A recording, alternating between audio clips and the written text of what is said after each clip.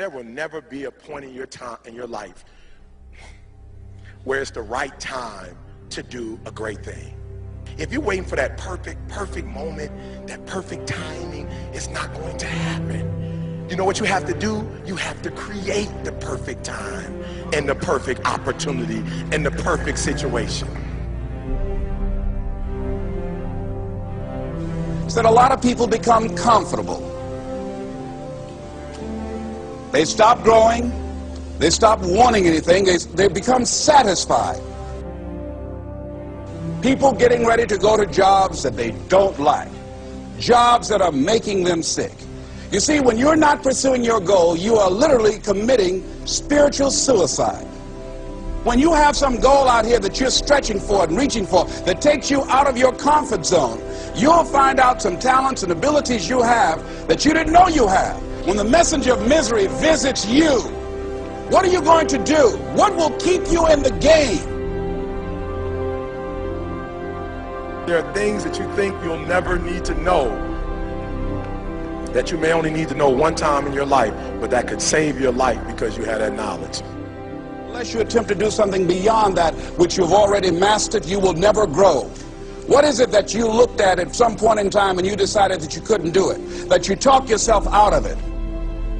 If you're waiting on your next door neighbor to make it happen for you, it may not happen. If you're waiting on your mother or your father, they may be so ancient in their thinking that they don't understand this opportunity that you have. And if you're waiting on them, it may never get done. You don't beg average people to be phenomenal. You don't beg good people to be phenomenal. You just are phenomenal, and you will attract phenomenal. What reason can you remember that you can call on, that you can reach on, that can make you get back up? Find that reason.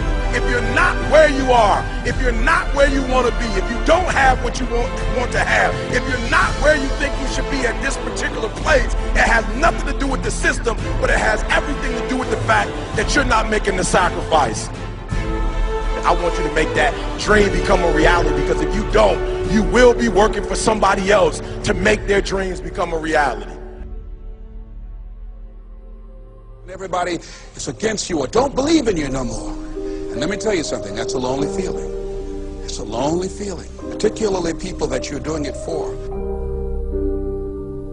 Most people take their greatness, take their ideas to the graveyard with them. Listen to me, if it was easy, everybody would do it. There are people right now who are working who don't want to work. There are people who hate their jobs, but they keep getting up to do it. The wealthiest place on the planet is the graveyard. Because in the graveyard we will find inventions that we never ever were exposed to. Ideas, dreams that never became reality. Hopes and aspirations that were never acted upon. The question is, what are you going to do with your time? What drives you? And greatness is a lot of small things done well. Day after day, workout after workout, obedience after obedience, day after day. When things don't work out for you, when things happen that you could not anticipate, what are the reasons that you can think of that can keep you strong? You will never ever be successful until you turn your pain into greatness, until you allow your pain to push you from where you are to push you to where you need to be. Stop running from your pain and embrace your pain. Your pain is going to be a part of your prize, a part of your product. I challenge you to push yourself. See, it's easy to be on the bottom. It doesn't take any effort to be a loser. It doesn't take any motivation, any drive in order to stay down there at a low level. But it calls on everything in you. You have to harness your will to say, I'm going to challenge myself. I mean that what you did last week don't count. Today is the only important day. There are 86,400 seconds in a day, and how you use those are critical. You got 86,400 today, and what you do today is going to cement who you are. Nobody's going to talk about what you did last week. That the biggest enemy you have to deal with is yourself. There's an old African proverb that says, if there's no enemy within, the enemy outside can do us no harm.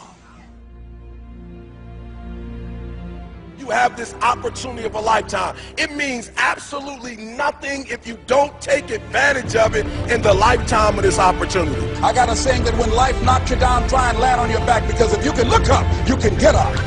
If you want a thing bad enough to go out and fight for it, to work day and night for it, to give up your time, your peace, and your sleep for it, if all that you dream and scheme is about it, and life seems useless and worthless without it. See, it's time now. If you want to make this your decade, you've got to start saying yes to your life.